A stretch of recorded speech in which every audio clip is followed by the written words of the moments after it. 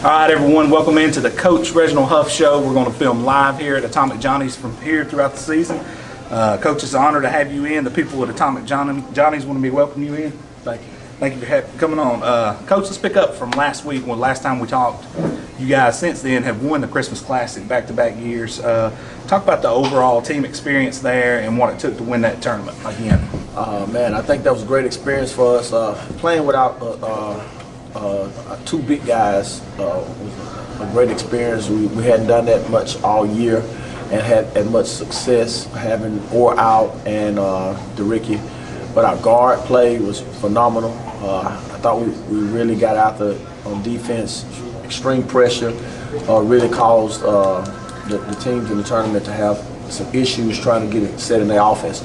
And we was able to disrupt a lot of things on our defense. And so we was pleased with that. How special is it to beat your rival in a championship game? Well, it's always good to play against Etowah, and our guys get to play against each other. They know each other, and guys hang out with each other all week and on weekends. And so I know it's a fun game for them. But James does a real good job with Etowah.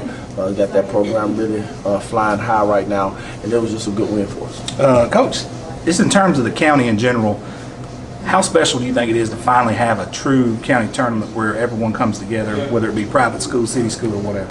I think it's good for the city, for this area, basketball.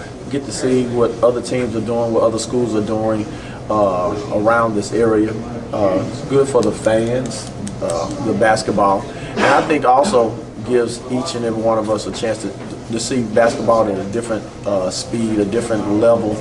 I think it done everybody some good to play in this tournament. Absolutely, I agree with that. I know several of the coaches, you know, from 1A Coosa all the way up to 5A Sardis, they talked about how special it was to get to see other teams and other different types of speed that they don't normally see, and how it helps them whether they win or lose. Yes, yes. Which I think that's what you got good coaches too. Coaches does a real good job, with their talent and with the teams that they have, and like I say, every year in and year out, talent's going to change, and it challenges you, to play, up your game, up your level, knowing you're going to play in this a tournament, county tournament.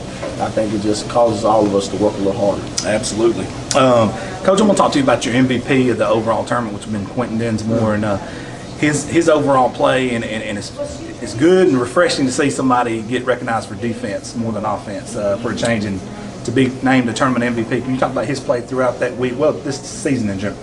Yeah, Quentin has been a real surprise to us. We didn't think that he was going to pan out as well as he has already, because he didn't spend a lot of time in the gym this summer.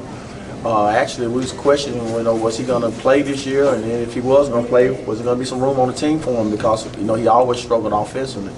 But his knowledge, his IQ of the game, it elevates him above a lot of people, especially on the defensive end. Absolutely. He's a game changer. And he's the identity that we try to set at Gadsden City. We want our defense to be, known for our defense across the state. We get out the people, we like to get in their face, get in their job. We like to work hard and try to create turnovers and create more opportunities for possessions. Absolutely. That way, you don't have to shoot the ball extremely well on certain given nights. You just create yourself more opportunities to get shots. Also, can you talk about the play of several players like Jay, for example, Cam, and Trey Wood? Some of these guys who's really stepped their game up, they may not have been on varsity last year, got a lot of playing time on varsity, but has really stepped up in some nice roles this year. Yeah, Trey Woods definitely, his game changed a lot this summer. He grew up, matured a lot. He shifted his attitude, toward being a leader. And he's been a really good leader for the team, and it shows. And he's really put a lot of work in this summer in this game. Lawson was a lot up and down last year, varsity, the JV. He's a true scorer. And when he gets it going, man, he's almost nearly unstoppable. And then you got also Marcus Maker, who's another guy who played a lot of JV last year, some varsity, who's a true scorer.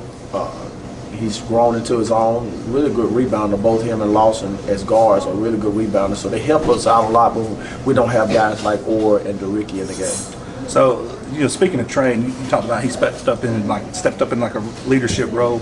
Remember last season, the best thing he was doing is breaking pressure and getting D the ball. He's truly become a scorer. Did you start seeing that develop over the summer, or when did that start kicking in? You know, he had it in him last year as a junior, but he could never get the lid off the basket, none of the whole season. He just couldn't score. He couldn't find a way to score. In practice, he showed signs and glimpses of greatness being a scorer, but he could never get it going in a ball game. And the first game out the shoot this year, we put up 21 against Paul Bryan on the road and got us a big win. He's been on ever since. So you're looking to get Rod back here pretty soon. You've changed your game a little bit and went to more of an open court concept. Is that going to stay the course, or is it just going to be status quo? We're gonna stay there. Rod, believe it or not, Rod can move up and down the floor. He moves well. He may need a few more breathers, but he can get up and down the floor. He's got a good speed on him. And he has a good high IQ of the game. I don't know if anyone got to see the game we played Sacred Heart down at Mountain Brook, but he handled a couple of breaks, pushing the ball off the floor, taking the ball off the boards, going coast to coast, and getting assists. He can play the game at a high tempo. He just may not be able to go as long as some of these other guys. Hey, he's definitely lost some weight. He looks more like a basketball player now since the football season's over with, for sure. We noticed that. You're about to make a deep, area play. You're about to dive straight into that. Who are some of the teams that stick out to you in your area that you know is going to be there in the end? That's going to be really tough to eat. All of them, man. All of them. And I mean, Sparkman is going to be really, really tough. They year in and year out, they're basketball school. They get at it, and they're going to always be a team that's going to be contending to try to get to Birmingham. Huntsville, they are on the rise. They have a new coach up there. The coach came out of Mountain Brook, and he's done a really good job of getting those guys to play hard. They run their stuff. They're very disciplined, execute well. And then Grissom, Grissom always have had good basketball programs. We watched a little bit of them on film, and they solid. They got 5 guys that can handle the basketball. 5 guys all about the same size. Those are scary teams to handle. And any of those cats can give you double figures any given night. So it's going to be a really dog fight to get through our area and try to come out on 1 or 2 at least. So we try to play one of those easier games. Now let me ask you this. I know you scheduled up big time, played a lot of state champions. Talk about the importance of that and how that's going to help carry you into this area play, and definitely with the speed of the game and everything that you've already seen. Well, we have to measure. See, it tells us where we are. It tells us what we got to work on.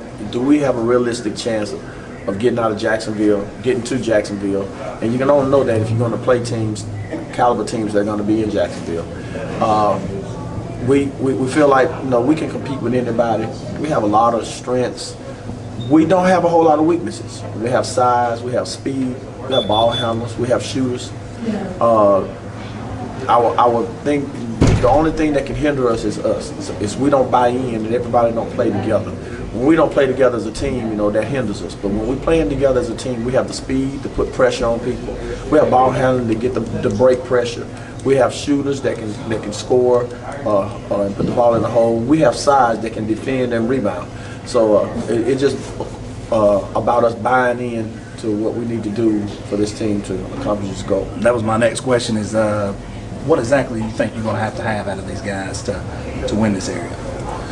Believing in each other, believing in themselves, believing in each other, not quitting. We said motto we've adapted as we don't want to quit when we're tired, we want to quit when it's done. So we're not finishing until the play is done. We don't relax, we keep playing, we keep fighting, and we're trusting in each other, trusting that brother, guy that's working that hard in practice, making sure that we're accountable for each other, policing themselves, because championship teams police themselves. True. And the little things we don't have to worry about, so we can try to prepare ourselves, to be successful down there. Coach, we appreciate you and good luck playing Grissom Tuesday night. Thank you.